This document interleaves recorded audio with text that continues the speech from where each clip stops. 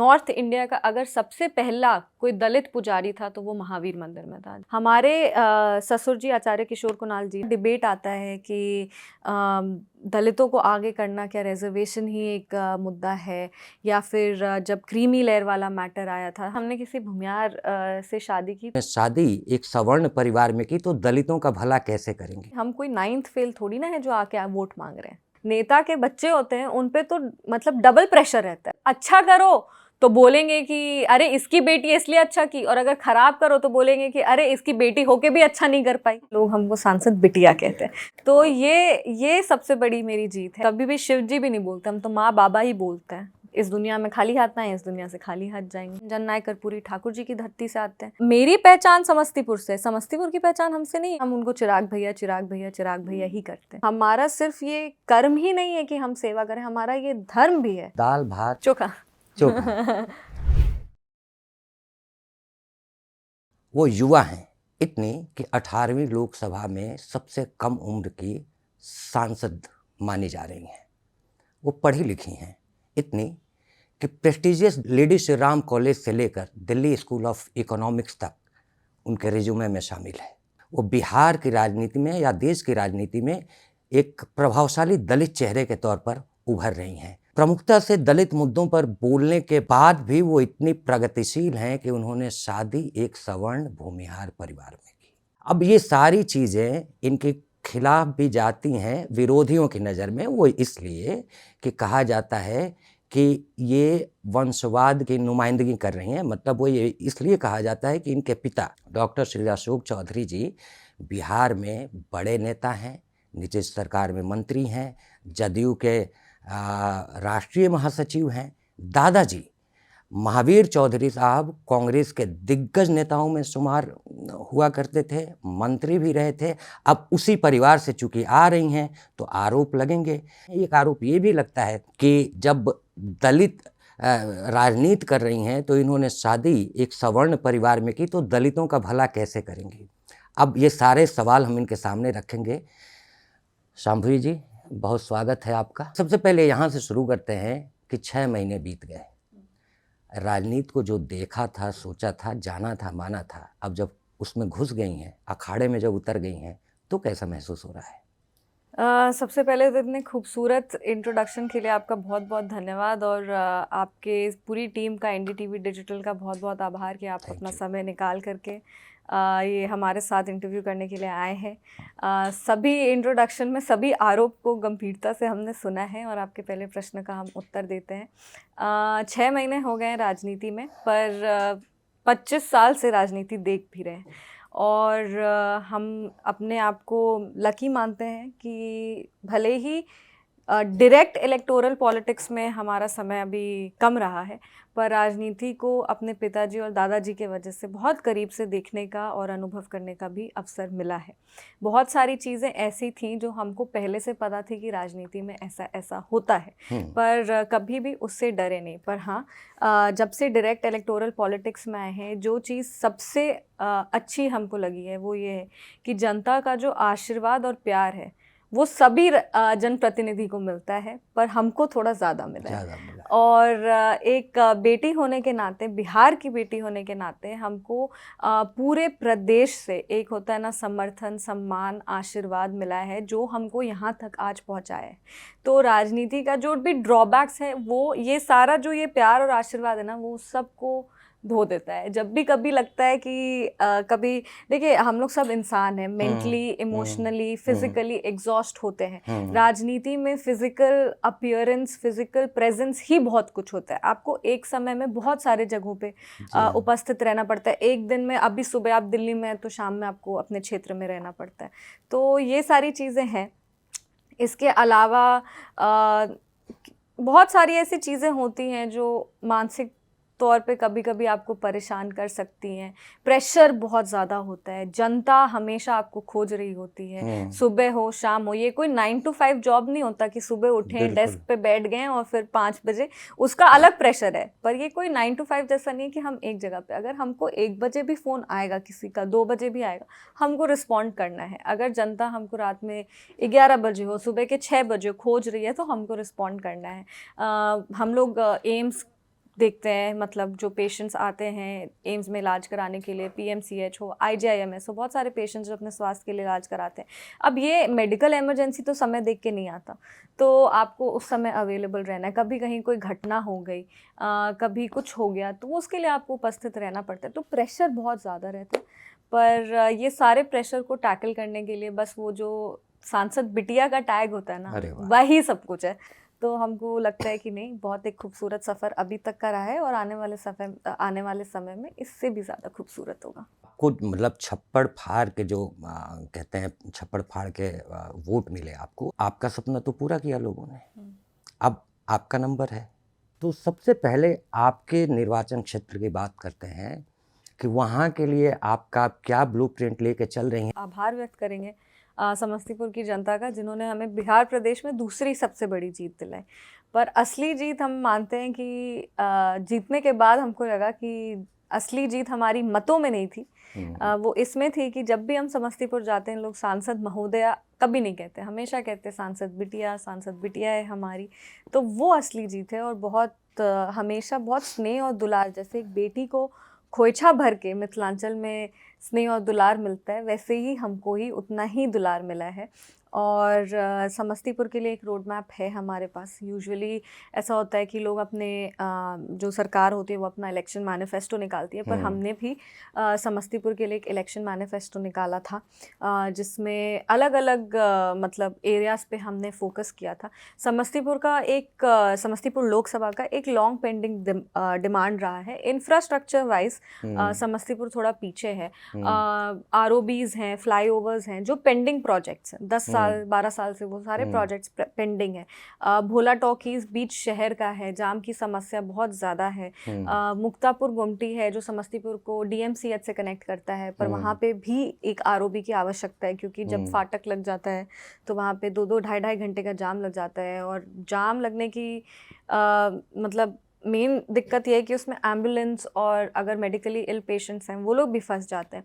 तो ये 3 चीज़ हैं जो पिछले 10 साल से जनता को झूठे वादे करके मतलब कि बना देंगे, पर बनाया नहीं गया, ना उसकी स्वीकृति दिला पाए पहले के जितने भी जनप्रतिनिधि रहे हैं। पर हमारे जीतने के बाद उसकी जो सरकार से स्वीकृति होती है, कैबिनेट अप्रूवल होता है, वो भी हो गया है।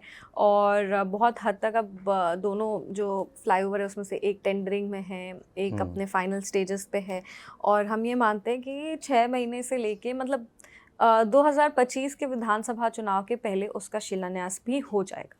उसके अलावा हेल्थ सेक्टर्स जो है, कभी कभी ना बहुत छोटे छोटे चीज़ होते हैं जो बहुत बड़ा रोल प्ले करते हैं किसी भी गरीब के लाइफ में। और सबसे ज़्यादा ज़रूरी एक जो हमेशा हम लोग चुनाव प्रचार में घूमते थे, एक बात हमेशा कही जाती थी कि हमारे सांसद हमारे बीच में नहीं रहते हैं, हम लोग से मिलते नहीं हैं, हम लोग उनको एक्सेस नहीं कर पाते हैं। अगर संसदीय क्षेत्र से रिलेटेड हम लोग का कोई काम होता है या फिर जो केंद्र की योजनाएं चल रही हैं उससे रिलेटेड कोई काम होता है तो सांसद तक हम लोग पहुंच नहीं पाते हैं। ये सारी शिकायतें रहती थी, इसको भी हमने दूर किया है। ज़्यादा से ज़्यादा समय अपना हम समस्तीपुर में बिताते हैं।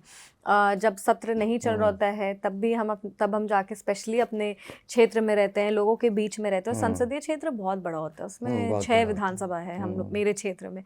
हर विधानसभा में इक्वली टाइम डिस्ट्रीब्यूट करना और हर विधानसभा की अपनी अपनी अलग अलग ज़रूरतें हैं, उसको समझना और उसको टैकल करना। छोटी छोटी योजना ज़्यादा से ज़्यादा जितनी भी योजना है वो हम अपने लाभार्थी तक कैसे पहुंचाएं, ये है। इसके अलावा एक संसदीय कार्यालय भी हमने समस्तीपुर में खोल के रखा है, क्योंकि अगर हम सत्र के लिए दिल्ली आएँ तो भी मेरे क्षेत्र का काम नहीं रुकना चाहिए, काम हमेशा होते रहना चाहिए। वहाँ पे एक संसदीय कार्यालय है। इसके अलावा एजुकेशन पे, हेल्थ पे हम लोग बहुत मेजर तरीके से फोकस कर रहे हैं। जो भी प्राइमरी हेल्थ केयर सेंटर्स हैं उसको रीमॉडलिंग में डाल रहे हैं। एजुकेशन है उसको जो गवर्नमेंट स्कूल्स है उसको जाके हम लोग इंस्पेक्ट करते हैं, उसमें जो भी मतलब अगर कमी रही है, त्रुटियां रही हैं, उसको हम लोग ठीक कराते हैं।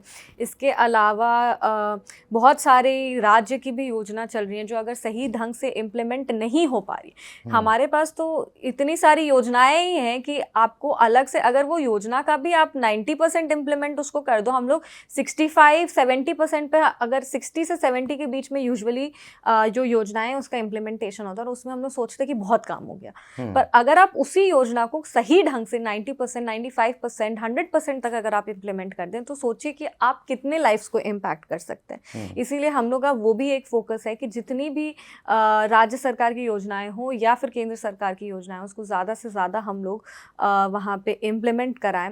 इसके अलावा हम लोग का CSR में काम चल रहा है, रेल का काम चल रहा है, रेलवे जो प्रोजेक्ट्स हैं वो जो पेंडिंग है, ट्रेन का ठहराव है या ये सारी चीज़ें हैं, उस पर भी हम लोग फोकस करें। तो एक मल्टी डायमेंशनल अप्रोच लेके हम लोग चल रहे हैं। एक पूरी टीम है जो वहाँ पे काम करती है। जैसा हमने कहा, हर विधानसभा का अपना अपना एक रिक्वायरमेंट होता है। कहीं पे बांध का समस्या है, कहीं पे जाम का समस्या है, कहीं पे बाढ़ का समस्या है। तो ये सारी चीज़ों को हम लोग देखते हैं, ये सारी चीज़ों को समझते हैं और जैसे जैसे काम आते रहता है वैसे वैसे उसको इम्प्लीमेंट कराते हैं। पर मेरा स्पेसिफिकली अगर आप कहें तो पूरा ध्यान फ़िलहाल अभी इंफ्रास्ट्रक्चर बिल्डिंग पे एंड रीमॉडलिंग पे है। एंड इंफ्रास्ट्रक्चर इन अ वे कि खाली रोड और फ्लाईओवर्स नहीं, but schools and hospitals also. तो अभी स्कूलों को लेकर आपने कुछ एक कोई खबर में आपके पढ़ रहा था कि आपने अपना 5 साल का वेतन सैलरी, जो सैलरी होती है एक सांसद की, सो वो आपने उसको कंट्रीब्यूट किया है स्कूलों को कंट्रीब्यूट लेकर। किए नहीं है, मतलब उसको कंट्रीब्यूट करना है इन प्रमोटिंग गर्ल्स एजुकेशन। गर्ल्स हाँ, एजुकेशन। गर्ल्स एजुकेशन मतलब युवाओं को, मतलब हमेशा प्राथमिकता महिला को ज़्यादा हम देते हैं क्योंकि हम लोग का समाज ऐसा है कि अभी भी गांव में और बस्तियों में ऐसा होता है कि महिलाओं को अपना शिक्षा छोड़ना पड़ता है। या तो उनकी जल्दी शादी हो जाती है या तो उनके शिक्षा को प्राथमिकता नहीं दिया जाता है कि पढ़ के करना क्या है, तुमको तो शादी ही करना है। तो ये सारी चीज़ें अभी भी हम लोग को सुनने को मिलती है। इसके अलावा हमको लगता है कि कोई भी जब हायर एजुकेशन परस्यू करने का बात आता है तो महिलाओं को जो बच्चियां हैं उनको मतलब वो हायर एजुकेशन नहीं परस्यू कर पाती, उनकी या तो जल्दी शादी हो जाती है या फैमिली में कोई और, अगर फैमिली की आर्थिक स्थिति उतनी मजबूत नहीं होती है तो हम लोग हमेशा देखते हैं कि सबसे पहला चीज़ जो कॉम्प्रोमाइज़ किया जाता है वो उनकी घर की बेटी का शिक्षा होता है। तो इसीलिए हम लोग ये एक का मतलब एक क्या कहें कैंपेन टाइप का लॉन्च किए हैं, पढ़ेगा समस्तीपुर तभी बढ़ेगा समस्तीपुर, जिसमें हम लोग जैसे अगर गांव या बस्ती में जा रहे हैं उसको 2 लेवल्स पे हम लोग करते हैं। जैसे अगर हम लोग किसी भी, हम लोग एज जनप्रतिनिधि बहुत जगह क्षेत्र घूमते रहते लगातार, जब भी किसी बस्ती में जाते हैं, जब भी किसी गांव में जाते हैं तो हम लोग बुक्स लेके जाते हैं, किताबें लेके जाते हैं और वहाँ के बच्चों में किताबें बांटते हैं ताकि उनमें पढ़ने की लालसा बढ़े। उनको जैसे एक मैथ्स, इंग्लिश, हिंदी तो है ही, पर स्टोरी बुक्स हैं, कलरिंग बुक्स हैं, ये सारी चीज़ें जो हैं वो आपको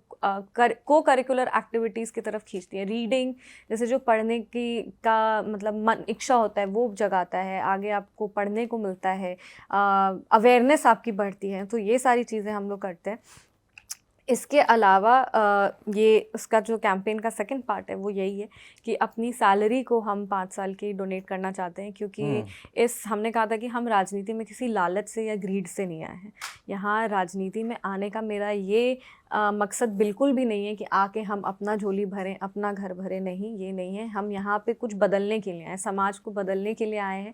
हम यहाँ पे कुछ ऐसा करके जाना चाहते हैं कि आने वाली पीढ़ी को लगे कि हाँ, शांभवी दीदी कुछ की थी। तो इसीलिए ये लालच से हम राजनीति नहीं कर रहे हैं। मेरा यही है कि कुछ समाज में बदले, कुछ अच्छा हो, और अगर उसको हम थोड़ा सा अगर मतलब अपने तरफ से अगर हम कुछ इनिशिएट कर सकते हैं तो वो हम इनिशिएट करें। और भगवान के आशीर्वाद से हमें किसी चीज़ की कमी नहीं है, इसीलिए हमने ये सोचा कि नहीं, अपने 5 साल का सैलरी हम समस्तीपुर की बच्चियों को पढ़ाने में, अगर कोई ऐसा नहीं है कि सिर्फ महिला के लिए भी, अगर कोई ऐसा बच्चा है जो पढ़ने में बहुत अच्छा है पर आर्थिक स्थिति की वजह से वो अपने एजुकेशन को नहीं परस्यू कर पा रहा है, तो उसको प्रमोट करने के लिए उसका फ़ीस पे करने का काम और ये सारी चीज़ें, सिर्फ एजुकेशन ही नहीं बट जो वोकेशनल कोर्सेज़ होता है, टेक्निकल स्टडीज़ होता है, या तो आप उनको सिलाई कढ़ाई कराने में मदद करें या तो फिर आप उनको कंप्यूटर का कोई कोर्स कराने में उनको मदद करें। बीएड का कोर्सेज़ होता है जो बहुत एक्सपेंसिव होता है। अब सब लोग हर परिवार ऐसा एजुकेशन नहीं अफोर्ड कर सकते, तो अगर बहुत अच्छे हैं बच्चे पढ़ने में और नहीं पढ़ पा रहे किसी वजह से, उनको पढ़ाने के लिए ये वेतन जाएगा। तो ये जो आपने एक प्रतीकात्मक बात है कि आपने अपनी जो सैलरी है सांसद की वो उसमें आप अपने तरफ से उसमें लगा देंगी। पिछले कई सालों को अगर याद करूं तो मुझे लगता है कि एक साइकिल ने जो काम किया था लड़कियों के लिए, हाँ, करेक्ट। वो बहुत बड़ा पैसा वाला प्रोजेक्ट नहीं कर सकता था, क्योंकि साइकिल चलाने के क्रम में उठती गिरती लड़कियां जीवन जीना सीख रही थीं, हार में जीत ढूंढना सीख रही थी और हर मुश्किलों का सामना करना सीख रही थी। और मुझे लगता है कि वो एक टर्निंग पॉइंट था जो कि बिहार की लड़कियों को एक उड़ान दिया था। हाँ, और उस योजना को इंटरनेशनल रिकग्निशन भी मिला था। यूनाइटेड नेशंस जैसी संस्थानें उस इनिशिएटिव को रिकग्नाइज की थी, और साउथ अफ्रीका में बहुत सारी अफ्रीकन कंट्रीज़ जो हैं वो सारे इसको अडॉप्ट किए थे। आप जो बात कह रही हैं ना उसमें सबसे दो लेवल पे है कि एक तो व्यवस्था संसाधन और दूसरा कि हमारा समाज को बदलना पड़ेगा, सबसे सोच बदलना पड़ेगा। हम हमेशा यही कहते थे कि चुनाव जीत गए, अब दिल जीतने का बारी है। तो ये दिल जीतने के क्रम में ये सारे हम काम कर रहे हैं। और राजनीति सिर्फ चुनाव जीतना या हारना नहीं होता है। राजनीति, हम चुनाव लड़ लिए और जीत लिए, वो राजनीति करने हम नहीं आए। वो अगर कोई कर रहा है तो कोई बात नहीं, करे, पर हम वो राजनीति करने नहीं आए हैं कि हम बस चुनाव लड़ेंगे और जीतेंगे और लड़ेंगे और जीतेंगे और साल दर साल हम चुनाव जीतते जाएंगे। नहीं, वो राजनीति हम करने नहीं आए। हम राजनीति इसमें इसीलिए आए हैं कि हम कुछ अलग कर सकें, समाज को हम बदल सकें, एक ये जो समाज है उसको और एक्सेप्टिंग बना सके। महिलाओं के लिए युवा प्रतिनिधित्व करते हैं, महिलाओं का प्रतिनिधित्व करते हैं। और हमारा सिर्फ ये कर्म ही नहीं है कि हम सेवा करें, हमारा ये धर्म भी है कि हम सेवा करें जनता की। तो ये हमारा धर्म है और धर्म का पालन हो, यही हमारी इच्छा है, इसी के लिए हम मेहनत करते हैं। महिलाएं तो आपसे ज़्यादा कनेक्ट करती हैं। हाँ बिल्कुल। चुनाव प्रचार के दौरान तो जैसे हम लोग हमेशा देखते हैं कि जब नेता लोग कहीं जाते हैं घर में मिलने के लिए, या फिर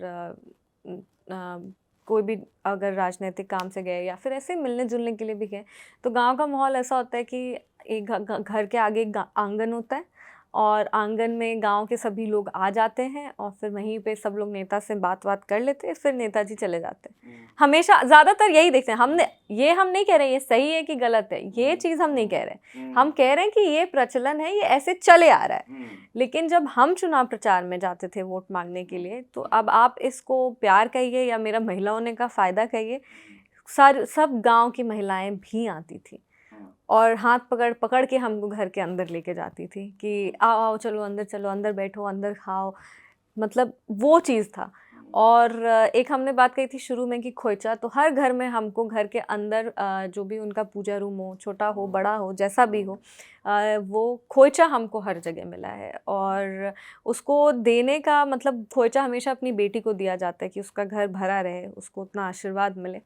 और वो चीज़ हम अपने, अब ये कह देना कि नहीं मेरे फ़ायदे में वो काम किया या कुछ नहीं, बट आपका क्योंकि ये प्रश्न था कि महिलाएं आपसे कंफर्टेबल हैं, आपसे ज़्यादा बात करती हैं, आपसे अपनी परेशानी ज़्यादा शेयर करती हैं, तो ये बात सच है कि ये डिफरेंस हम लोग देखे हैं। और ये तो मेरे खुद का एक्सपीरियंस का डिफरेंस है कि नहीं, ऐसे तो नेता लोग से थोड़ा लोग डर के भी रहते हैं, पर मेरे केस में ऐसा बिल्कुल नहीं है। हम जब भी जाते हैं हमको हाथ पकड़ के लोग अपने अपने घर लेके जाते हैं कि नहीं चलो चलो, कभी यहाँ चलो कभी वहाँ चलो। कोई मतलब बहुत पारिवारिक रिश्ता रहता है हमारा हर किसी के साथ। ऐसा नहीं है कि किसी बड़े आदमी के घर जा रहे हैं तो ऐसा हो रहा है और छोटे में नहीं। जहाँ भी जाते हैं पूरा उतना ही आशीर्वाद और उतना ही प्यार मिलता है।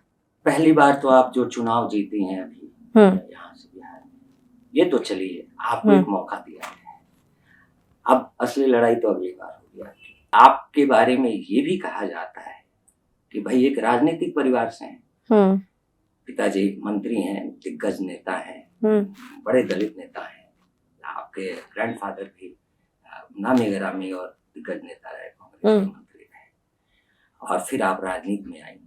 तो पहली बार में ही आपने इतनी छोटी उम्र में आपको टिकट भी मिल गया और इतना शानदार तरीके से आपकी जीत भी आ गई। अब यहाँ पे कोई दूसरा हो तो उसके लिए कितना मुश्किल होता है? देखिए, राजनीति एक ऐसा प्रोफेशन है, एक ऐसा काम है जहाँ पे अम, देखिए हम एक राजनीतिक परिवार से आते हैं और ये चीज़ हम नहीं कह रहे कि हमारे लिए रास्ता बहुत कठिन था, ये चीज़ हम नहीं कह रहे। और हम ये नहीं कह रहे कि किसी और के लिए भी इतना ही आसान रहेगा, हम ये भी नहीं कह रहे।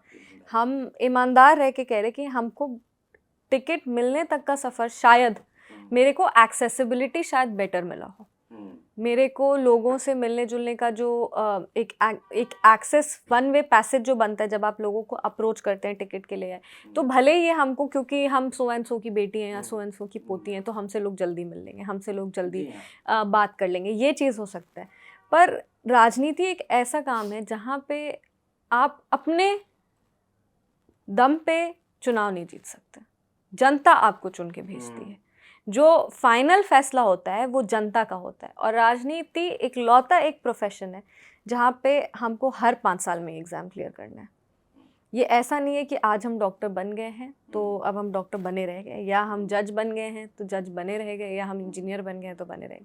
हर 5 साल में हम लोग को एग्ज़ाम क्लियर करना होता है, हर 5 साल में वापस वही। यहाँ पे ये एक ऐसा प्रोफेशन है, यहाँ पे जनता मालिक है और जनता चुन के आपको भेजती है। अगर जनता को कभी भी लगता कि हम उस लायक नहीं हैं तो जनता हमको हरा देती। अगर जनता को कभी भी लगता कि हम अपने जो मेरा ड्यूटी है उसको हम नहीं फुलफ़िल करेंगे तो जनता हमको हरा देगी अगली बार। अगर हमको हम लोग का तो हम तो बोलते हैं कि जो नेता के बच्चे होते हैं उन पे तो मतलब डबल प्रेशर रहता है। कैसे? एक तो अपनी विरासत को आगे लेकर के जाना, वो प्रेशर। अच्छा करो तो बोलेंगे कि अरे इसकी बेटी इसलिए अच्छा की, और अगर ख़राब करो तो बोलेंगे कि अरे इसकी बेटी होके भी अच्छा नहीं कर पाई। तो ये वाला प्रेशर हम लोग पे हमेशा। और एक लेगेसी, एक बेंचमार्क सेट होता है, हम लोग को उस बेंचमार्क तक पहुंचना होता है। तो एक सुप्रिया सुले जी हैं, वो भी एक बार यही बोली थी कि जो लेगेसी वाले नेपोटिज्म में होते हैं, और ये सिर्फ क्यों, ये बहुत कॉमन है कि आप जिस परिवार में पले बड़े होते हैं वो प्रोफेशन का इम्पैक्ट आपके अपब्रिंगिंग में पड़ता है। डॉक्टर के बच्चे डॉक्टर बनते हैं, इंजीनियर के बच्चे इंजीनियर बनते हैं, जजेस के बच्चे भी जजेस बन रहे हैं, पर कोई इसको नहीं क्वेश्चन कर रहा है। पर क्योंकि हम लोग जैसे पब्लिक लाइफ में, नेता के बच्चे पब्लिक लाइफ में होते हैं या फिर अभिनेता के बच्चे पब्लिक लाइफ में होते हैं, तो उधर नेपोटिज्म ज़्यादा हाईलाइट हो जाता है। पर ये बात डिबेट इसका नहीं है कि बाकी लोग के लिए, जैसे आपने कहा कि हम ये मान रहे हैं कि हाँ भले ही हमको एक्सेसिबिलिटी बेटर मिला हो, और हम ये भी मान रहे हैं कि शायद किसी और के लिए इतना आसान नहीं रहा हो, पर सिर्फ ये कह देना कि क्योंकि मेरे पापा और ये करते थे इसलिए हम कर रहे हैं और ये गलत है, ये हमको लगता है कि बहुत लिमिटेड मतलब एक सोच है। बहुत जगहों पे ऐसा होता है कि हम लोग जहाँ पे जिस परिवार में आप पले बड़े होते हैं या आप जिस परिवार में बड़े होते हैं, उस प्रोफेशन का इम्पैक्ट आपकी मतलब जो आपकी सोच है, जो आपका व्यवहार है, उस पे पड़ता है और आप उसी डायरेक्शन में सोचने लगते हैं। पर हैविंग सेड दैट, हम ये भी बोलेंगे कि राजनीति में जनता मालिक होती है, और कभी भी अगर ऐसा जनता को लगेगा कि हम उस लायक नहीं है तो जनता हमको हरा भी सकती है। सिनेमा और राजनीति में दोनों की जो आपने बात की, एग्जाम्पल आपने ठीक दिया, लेकिन वो लॉन्चिंग पैड तो मिल जाता है। लॉन्चिंग पैड, ये हम मानते हैं, लॉन्चिंग पैड सबके लिए आसान नहीं है। लॉन्चिंग पैड में वही एक्सेसिबिलिटी का जो हम बात बोले कि हाँ ज़्यादा हम लोग बेटर शायद हम लोग एक्सेस कर पाते। मानते हैं कि भगवान का आशीर्वाद ही हम पे रहा है और अपार प्यार मिल गया फिर साथ में जनता का, और आज हम यहाँ पहुँच गए। हमारे पार्टी के राष्ट्रीय अध्यक्ष चिराग पासवान जी, उन्होंने अपना कहते ना क्रेडिबिलिटी को प्रूव किया। 2021 में उनकी पार्टी टूट गई, उनके पार्टी के सारे सांसद टूट गए, जो उनका परिवार था वो भी टूट गया, पर उसके बावजूद उन्होंने अपने आप को, अपनी पार्टी को, अपने सांसदों को, अपने परफॉर्मेंस को, आज लोक जनशक्ति पार्टी का टिकट जीत का टिकट माना जाता है, क्योंकि जहाँ जहाँ भी टिकट मिला है, जिस जिस प्रदेश में टिकट मिला है, वहाँ वहाँ एक अगर मिला है तो एक भी जीते, 5 अगर मिला है तो 5 भी जीते। और हम लोग यही कहते हैं कि अगर एक से भी ज़्यादा मिलते तो वहाँ पे वो उनको भी जिताने का काम करते। तो ये चीज़ तो है कि उन्होंने अपनी पार्टी को और अपने सांसदों को वापस खड़ा किया। तो अब अगर उनको उस समय, शायद ये चिराग भैया के शब्द खुद हैं कि अगर उनको उस समय मंत्री बना दिया जाता तो लोग कहते कि अनुकंपा पे मंत्री बन गए, पर आज उन्होंने अपने आप को साबित, अपनी मेहनत से और अपने पूरे परिश्रम लगन से वो आज यहाँ तक पहुँचे। दलित राजनीति इस समय देश के केंद्र में है, और आप एक उभरते हुए चेहरा हैं। आपकी पार्टी भी उस मुद्दे पर काफी मुखर है, दलितों के हितों को लेकर और उन मुद्दों पर काफी मुखर है। अब यहीं पे ये कहा जाता है कि भाई ये दलितों का भला कैसे कर सकती हैं, इन्होंने शादी तो सवर्ण परिवार में की। आप जब पब्लिक लाइफ में आते हैं तब सोच समझ के आते हैं, और ये जो अगर कहते हैं कि कहीं बहुत अच्छी चीज़ें भी हैं तो कहीं बुरी चीज़ें भी हैं, और पब्लिक लाइफ में पब्लिक का कमेंट करना तो मतलब आपको you have to be ready for it, आप उसका कुछ नहीं कर सकते। जहाँ तक रही बात कि हमने किसी भूमियार से शादी की, तो हमने सच बताएं तो इंसान देख के शादी की। हम उनका जात नहीं देखे, और हम उनका वो किस फैमिली से आते हैं, क्या करते हैं, क्या नहीं करते हैं, ये चीज़ मेरे लिए सेकेंडरी था। मेरे को इंसान, मेरा लव मैरिज है, मेरे को इंसान अच्छा लगा। हमने एक लड़के से दोस्ती की, हमें वो लड़का अच्छा लगा, और जब समय सही आया हमने अपने माता पिता को बता के उनसे शादी कर ली। उस टाइम पे हम सच बताएं तो हम इसको इस तरह से देखे ही नहीं कि नहीं। और अगर अगर आज भी आप हमसे पूछेंगे तो हम उस लड़के को अपने अलग सातों जन्म में भी चुनेंगे, क्योंकि हम उसको उस तरह से देख ही नहीं रहे हैं। हम एक इंसान को देखें और हमको उस इंसान से प्यार हो गया।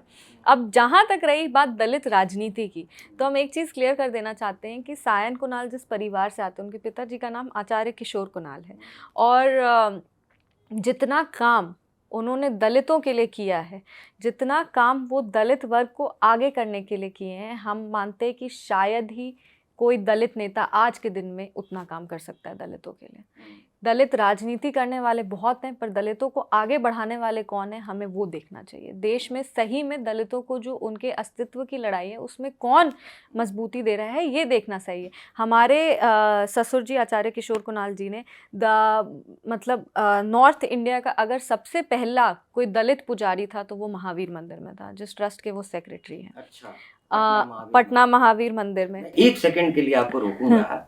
मैं अपने दर्शकों को ये बताना चाहता हूँ कि शांभवी जी जिन किशोर कुणाल जी का नाम ले रही हैं, वो बिहार के चर्चित आईपीएस रहे हैं, रिटायर्ड। और महावीर मंदिर पटना का क्या कनेक्शन है, जरा बताइए। वो मंदिर ट्रस्ट से चलता है, और वो उस ट्रस्ट के सचिव हैं, और उस ट्रस्ट के माध्यम से जो मंदिर का चैरिटी डोनेशंस होता है, उस ट्रस्ट के माध्यम से 5 अस्पताल भी चलते हैं बिहार में गरीबों के लिए।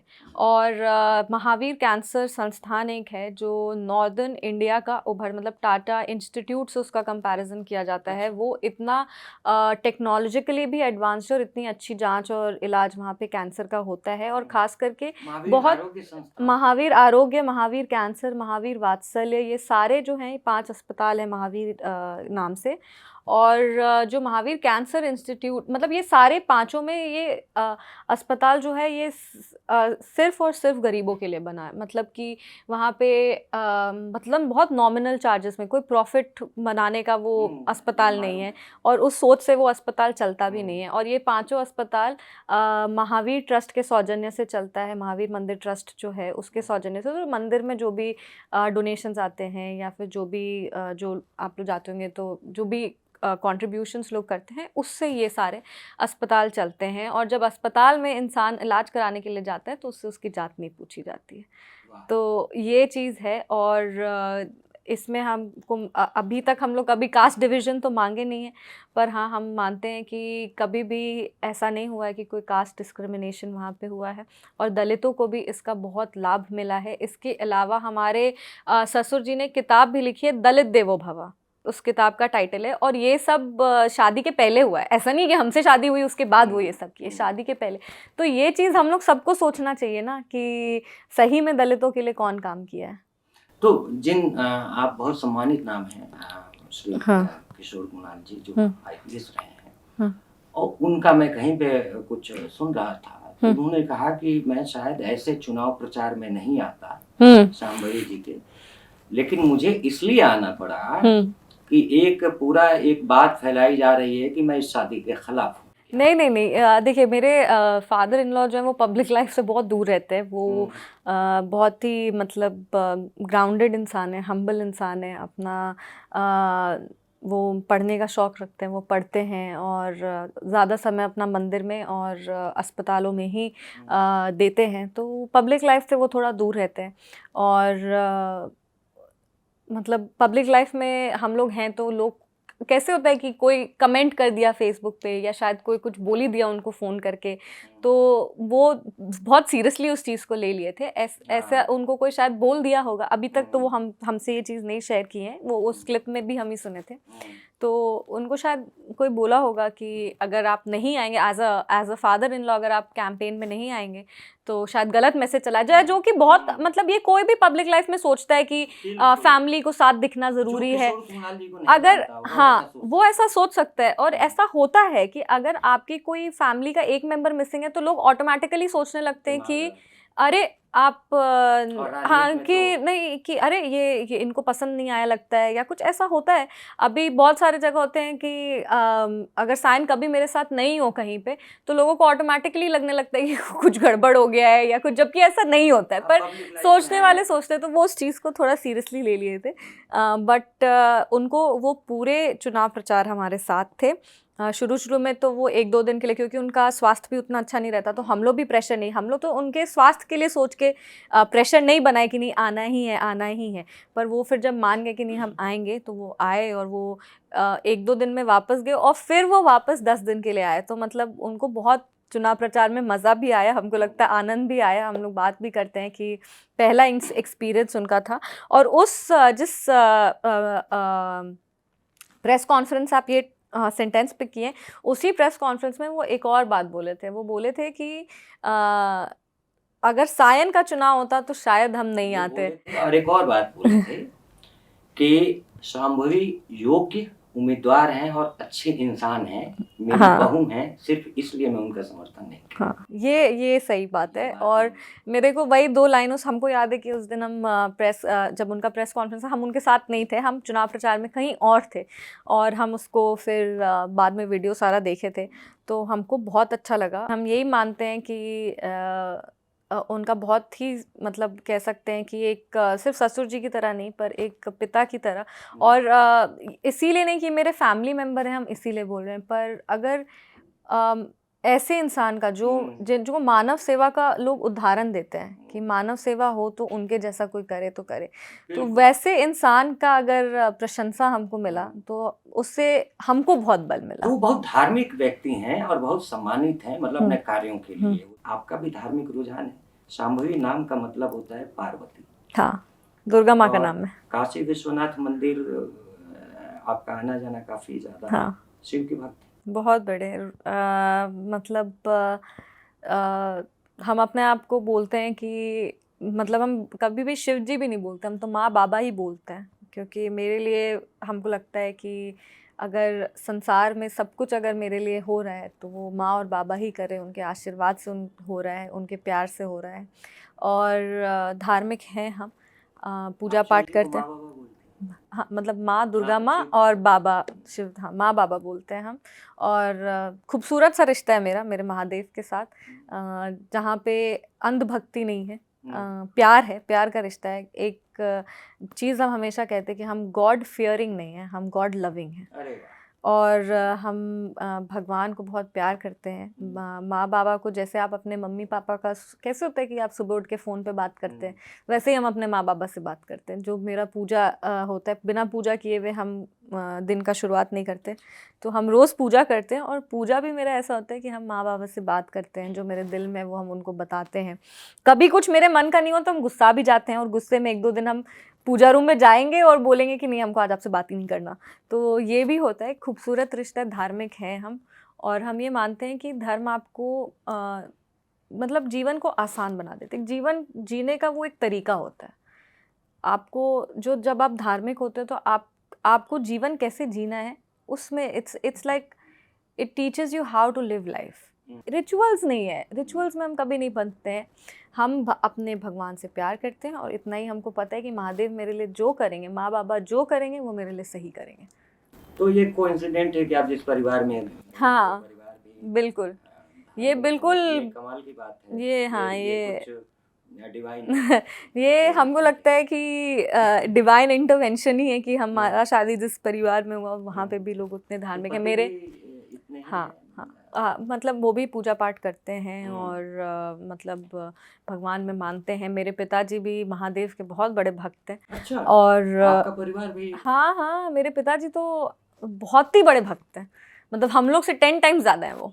अच्छा, और माताजी भी? हाँ, मम्मी भी। पर डैडी महादेव के प्रति थोड़ा ज़्यादा है। और जैसे कि हम लोग एक ऐसे प्रोफेशन में भी है ना जहाँ पे जो अगर धार्मिक हैं आप, अब या फिर आप मेडिटेशन वगैरह कर रहे हैं या आप प्रार्थना कर रहे हैं, प्रे कर रहे हैं, आप अगर सुबह दिया ही जला रहे हैं और अगर आप 5 मिनट की शांति में भी ध्यान कर रहे हैं, तो हम लोग जो जैसे प्रोफेशन में, वैसे हम लोग का लोगों से इंटरेक्शन लगातार होते रहता है। कुछ अच्छे होते हैं, कुछ बुरे होते हैं, कुछ अच्छा चाहते हैं, कुछ अच्छा नहीं चाहते हैं। कभी-कभी कुछ लोग बहुत पीड़ित होते हैं और आपसे अपनी बात शेयर करते हैं, वो आप में भी कहीं न कहीं वो आप उसके बारे में सोचने लगते हैं। अब आप यही बताइए कि कोई फ़ोन करेगा, किसी के फैमिली में कोई डेथ हो गया या कुछ हो गया, वो आपसे वो चीज़ साझा किए, आपके भी दिमाग पे उसका इम्प्लीकेशन पड़ा। तो ये सारी चीज़ें क्या होती है कि जब आप ध्यान करते हैं, पूजा पाठ करते हैं, तो मेंटल स्टेबिलिटी मिलता है। ये इमोशनल स्टेबिलिटी और मेंटल स्टेबिलिटी है कि हाँ, हम लोग अग्रेसिव नहीं हो, हम लोग में अहंकार नहीं आए, हम लोग में एंगर नहीं दिखे, हम लोग क्रोधित जल्दी ना हो। ये सारी चीज़ों को वो बैलेंस करता है। इसीलिए हमको लगता है कि जिस प्रोफेशन में भी हैं हम लोग, उसमें भी अगर आप रिलीजियस हैं, स्पिरिचुअल हैं, तो आपको एक डायरेक्शन मिलता है, आपको एक स्थिरता मिलती है अंदर से कि हाँ, ऐसे करना है, ज़्यादा अहंकारी नहीं होना है, ज़्यादा क्रोधित नहीं होना है, ज़्यादा कह सकते हैं कि बहकना नहीं है, ग्राउंडेड रहना है, हम्बल रहना है। इस दुनिया में खाली हाथ ना आए, इस दुनिया से खाली हाथ जाएंगे। बहुत खूबसूरत आपने बात कही। एक बात ये भी करते हैं, आपने शादी की और उसके तुरंत बाद आप पॉलिटिक्स में आ गए हैं। ज़्यादा टाइम नहीं, मुझे लग रहा है कि 1-2 साल का फ़र्क 1 रहा साल। होगा। अब ये इतनी सारी ज़िम्मेदारियों को आप कैसे निभा पाती हैं? ये बात मैं इसलिए पूछ रहा हूँ कि कहीं पे किसी की एक लाइन मैंने पढ़ी थी कि काम से लौटती हुई औरतें दोबारा वापस से काम काम पे पर जाते हैं। जाती हैं हाँ। जब अपने घर आती हैं। तो घर को कैसे सँभाल रही हैं इस सारी व्यस्तता के बीच? वाह! बड़ा लंबा उत्तर होगा इसका। तो इसको हम लोग शुरू करते हैं, जो आपने कहा कि जो काम पर से औरतें आती हैं, वो वापस काम पे जाती हैं। हम सोशियोलॉजी के स्टूडेंट हैं और हम लोग हॉस्टाइल का एक थ्योरी पढ़े थे, जो उसका नाम है डबल शिफ्ट, कि महिलाएँ कैसे 2 शिफ्ट्स में काम करती हैं। और जब आप कोई पुरुष काम से वापस आए तो उसको 1 ग्लास पानी मिलता है, पर अगर कोई महिला काम से वापस आए तो उसको वो 1 ग्लास पानी खुद पीना पड़ता है। तो ये सब चीज़ें हैं, या देना पड़ता है।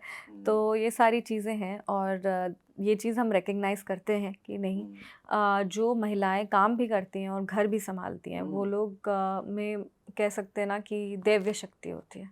हर महिला को एक भगवान शक्ति दे के भेजते हैं, जब वो 2 परिवारों को संभालती है और अपने घर को भी संभालती है और अपने काम को भी संभालती हैं। और हम लोग प्रोग्रेसिव सोसाइटी में, और महिलाएं प्रोग्रेस कर रही हैं, आज महिलाएं काम करती हैं, पर हम लोग ये चीज़ नहीं इनकार सकते कि वो घर वापस आके भी काम करती हैं और उसको काम के तौर पे देखा नहीं जाता। लोग कहते हैं अरे ये तो इतना इतना एक रोटी सब्जी नहीं बना सकती, या 1 गिलास पानी नहीं पी सकती, या अरे तुम काम से आई, तुम एक टाइम का खाना नहीं बना सकती, मतलब ऐसा लोग करते हैं। तो ये चीज़ तो है, पर अपने आप को हम बहुत सौभाग्यशाली मानते हैं कि हमारा जन्म एक ऐसे परिवार में हुआ जहाँ पे बेटियों को बेटों से कभी नहीं कम समझा गया, और हमारी शादी भी सौभाग्य से ऐसे घर में हुई जहाँ पे कभी भी बेटी को बेटे से कम नहीं माना गया। तो एक बहुत ही सपोर्टिव और इनकरेजिंग एनवायरनमेंट था। हम लोग 3 बहनें हैं, मतलब मेरे मम्मी पापा की 3 बेटियां हैं और तीनों बेटियों को उन्होंने अच्छी शिक्षा दी है, अच्छे संस्कार दिए हैं, अच्छे से उनको बड़ा किया है। मेरे पिताजी तो हमेशा हमेशा यही कहते हैं कि कभी किसी से डरना नहीं है, कुछ भी हो जाए, कभी भी अगर तुमको पता है कि तुम सही रास्ते पे हो तो तुमको डरने का ज़रूरत नहीं है। कॉलेज में, स्कूल में हमेशा यही कहते थे कि एक समय आएगा जब शायद लोग तुमको पुल डाउन करने का कोशिश करेंगे। एक समय आएगा जब लोग तुम्हारे बारे में, और स्पेशली जब आप राजनीति में आ जाते, पब्लिक लाइफ में आ जाते हैं, तो लोग तो कुछ भी बोल सकते हैं। उनको लगता है कि उनको धर्म से अधिकार है कुछ भी बोलने का, तो वो कुछ भी बोल सकते हैं, पर तुमको उस तरह से मजबूत रहना है क्योंकि you have to cut the noise. तुमको उस चीज़ पे ध्यान देना है कि तुम्हारे मम्मी पापा तुम्हारे लिए हैं, तुम्हारे अब तो मेरे इन लॉज भी हैं तो वो तुम्हारे लिए खड़े हैं, और सबसे ज़रूरी चीज़, मेरा पति बहुत सपोर्टिव है। जैसे वो हमेशा, उसको पता है कि हम एम्बिशियस हैं, उसको पता है कि मेरा करियर मेरे लिए इम्पॉर्टेंट है, उसको पता है कि हम अच्छे नेता बनना चाहते हैं, उसको पता है कि हम राजनीति लंबे समय के लिए करना चाहते हैं, तो वो मेरे करियर को भी प्राथमिकता देता है अपने करियर के साथ साथ। और वो ऐसा समझता है कि जितना उसका करियर इम्पॉर्टेंट है उतना ही करियर मेरा भी इम्पॉर्टेंट है। अगर उसके माँ बाप ने उसे प्यार से बड़ा किया है कुछ करने के लिए, तो मेरे मम्मी पापा ने भी हमें प्यार से बड़ा किया है कुछ करने के लिए। तो ये एक अंडरस्टैंडिंग हम लोग के बीच में है। पर हमारा जब टिकट के लिए अनाउंसमेंट हुआ था नाम का, तो हमको याद है एक मोबाइल पोर्टल था, नाम नहीं लेंगे, अभी भी हमको शक्ल याद है। तो उन्होंने सबसे पहले क्वेश्चन पूछा था कि अब तो आप राजनीति में हैं, तो आप अपना घर कैसे संभालेंगी? तो हमने कहा जब आप ये प्रश्न किसी पुरुष से नहीं पूछ रहे हैं तो आप हमसे क्यों पूछ रहे हैं? ये चीज़ है कि हाँ, समाज ने हमें ज़्यादा जिम्मेदारियां दे दी हैं, महिला को ज़्यादा जिम्मेदारियां दे दी हैं, पर सीधे सीधे ऐसे पूछना ये गलत है। अगर किसी पुरुष के सपने तो महिलाओं के भी सपने हैं, और इसको एक्सेप्ट करना पड़ेगा सबको। कभी ना कभी समाज में एक ऐसा समय आएगा जब आपको एक्सेप्ट करना पड़ेगा। पर हाँ, हम को लगता है कि एक हम बैलेंस क्रिएट कर पाते हैं। कुछ चीज़ें छूट जाती हैं कभी, पर एक सपोर्टिव फैमिली है, एक सपोर्टिव एनवायरनमेंट है, और सबसे ज़्यादा ज़रूरी चीज़ है कि वो एक जो हमारे सहयोगी लोग हैं उनकी जो अहम भूमिका है, वो मेरा प्रोफेशनल लाइफ हो या वो मेरा घर का हो, मतलब हम एक टीम से घिरे हुए हैं। और वो सिर्फ शांभवी ऐसे ही नहीं बन गई, उसके पीछे एक आर्मी है जो उसको शांभवी बनाती है। तो इसीलिए वो सारे लोग भी हैं जो हमेशा हमारे सपोर्ट में रहते हैं, जो हमारा घर संभालते हैं। लगातार हम उन लोग के बारे में बात करते रहते हैं कि नहीं, हमारा घर संभालने के लिए लोग हैं जो हम मेरे अनुपस्थिति में सब कुछ का ध्यान रखते हैं, सब कुछ का ख्याल रखते हैं। और हमने कहा फैमिली बहुत सपोर्टिव है, इन लॉज बहुत सपोर्टिव है, और हमको पता है कि हम किसकी बेटी हैं, तो हम कभी किसी चीज़ से डरते नहीं हैं। बहुत खूब। हम दर्शकों को ये बताना चाहते हैं कि शांभवी चौधरी जी के जो पति हैं सायन कुणाल जी, वो जो चर्चित आईपीएस, रिटायर्ड आईपीएस हैं बिहार के, जो किशोर कुणाल जी, उनके बेटे हैं, और वो खुद एक उद्यमी हैं और समाज सेवी हैं। कहा ये भी जा रहा था कि चुनाव वो भी लड़ने वाले थे, आपके पति। नहीं, ऐसी कोई बात हमारे बीच में नहीं हुई थी। हमको पता है कि हमें राजनीति करना था, और वो भी पॉलिटिकली इंक्लाइंड है। ऐसा नहीं है कि वो पॉलिटिकली इंक्लाइंड नहीं है, पर ऐसा कभी हम लोग के बीच में बात नहीं हुआ था कि नहीं उसी को टिकट देना है या हमको टिकट लेना है, ऐसा कुछ नहीं हुआ था। हमें राजनीति में आना था, और मतलब शादी के पहले भी मेरे ससुराल वालों को बोल दिया गया था। और सायन और हम तो खैर काफ़ी साल से दोस्त भी थे, तो एक दूसरे के ड्रीम्स और एम्बिशंस के बारे में हम लोग को पता था। सो ऐसा कुछ सरप्राइजिंग नहीं था, और ऐसा कुछ भी नहीं था कि उसी को राजनीति में आना था या कुछ।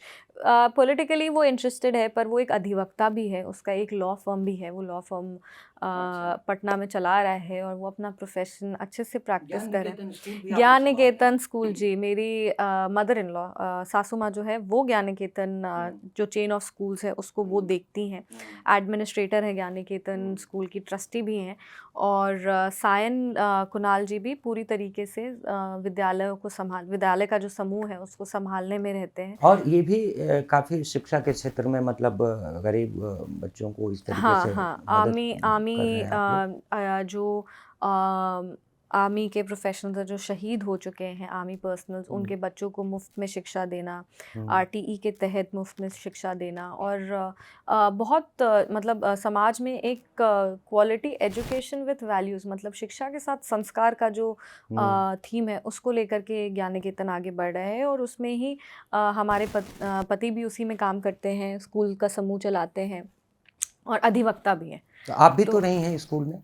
हाँ, हम जब जो बीच में 2022 में हमने अपना मास्टर्स कंप्लीट किया था, और उसके बाद हमारी शादी हुई थी। तो मास्टर्स कंप्लीट करने के बाद ज्ञान निकेतन गर्ल्स स्कूल के हम निर्देशिका थे। ज्ञान निकेतन गर्ल्स स्कूल हम 2 साल तक देख रहे थे, और फिर उसके बाद पॉलिटिकल एंट्री हो गई हमारी। स्कूल अब उतना, पहले तो डेली जाना होता था, डेली जाके स्कूल में क्या होना है क्या नहीं होना है, करिकुलम देखना। अब डेली नहीं जा पाते हैं, पर स्कूल के टच में रहते हैं, और जब भी पटना में होते हैं प्रयास करते हैं कि नहीं स्कूल जा कर के जो उत्तम शिक्षा का हमारा संकल्प है उसको भी हम तो हमें ये बात तो समझ में आ गई कि आपके खुद की जो पढ़ाई लिखाई है या आपने ज्ञान निकेतन स्कूल में जो बच्चियों के लिए हाँ। जो आपने अनुभव लिया है, हम्म। तो हम देखते हैं किस रूप में ये सामने आता है। और अब हम ये बात करते हैं तो दाल भात और सब्जी, भुजिया, है, चोखा। चोखा, तो ये आपको काफ़ी पसंद है। बहुत पसंद है। सो खा पा रही हैं, समय से मिल जाता है अब इतनी व्यस्तता में? अभी थोड़ा तो मेरा खाना कम हो गया है, क्योंकि उसलिए नहीं कि समय नहीं मिलता, इसलिए कि अगर आप ज़्यादा खा लो तो आलस आ जाता है। खुद बनाती हैं? बनाने आता है, लेकिन बना नहीं, उतना समय नहीं होता कि आप बना पाए, पर बनाने आता है। चावल बना सकते हैं, दाल बना सकते हैं, चोखा बना सकते हैं, भुजिया भी बना सकते हैं, सब्जियां भी बना सकते हैं, ऐसा नहीं है। पर उतना समय नहीं मिल पाता कि अब एक होता ना कि आप जब कुकिंग करते तो मन करता है समय हो थोड़ा तो कुकिंग हो आराम से, पर वो नहीं हो पाता। खाने का भी समय समय की कमी नहीं है खाने के लिए, पर होता क्या है कि अगर आप ज़्यादा खा लो तो प्रोडक्टिविटी कम हो जाती है। अभी आप दाल चावल खा के सो गए हैं, फिर उठ रहे हैं शाम में, तो फिर ऐसे तो जनता का सेवा नहीं हो सकता, इसीलिए खाना अब थोड़ा कम हो गया है। और ज़्यादा से ज़्यादा हम प्रयास करते हैं कि घर का खाना खाएं। पर जब दिल्ली आते हैं तो दिल्ली में हमारा कॉलेज वॉलेज था, तो बाहर तो खाते ही हैं थोड़ा बहुत। आपका परिवार कांग्रेस की राजनीति में रहा, काफी जाना माना माने चेहरे हैं, पिताजी भी और आपके ग्रैंडफादर। फिर 2018 में श्री अशोक चौधरी जी जदयू में आए और आप लोजपा आर की सांसद हैं। सो इसको लेकर एक तरीके का कोई विरोध, कोई वैचारिक मतभेद या कोई एक दूसरे के मतलब ये लोगों को एक लगेगा ना कि पिताजी उधर की राजनीति कर रहे हैं, जदयू की, आप लोजपा की राजनीति कर रहे हैं, दो अलग अलग पार्टियां हैं, तो इसको कैसे मेंटेन कर रहे हैं आप लोग? देखिए हम लोग सब जैसे हमारे पिताजी जब जनता दल यूनाइटेड में आए थे, तो वो इसीलिए आए थे क्योंकि कांग्रेस कहीं ना कहीं हम लोग सब प्रदेश के लिए काम करना चाहते हैं, और कांग्रेस कहीं ना कहीं सही ढंग से बिहार को प्राथमिकता नहीं दे पा रही थी। पुराना तो सारा चीज़ आप छूट जाए, आप 2024 का चुनाव देख लीजिए, राहुल गांधी जी कितने बार आए बिहार?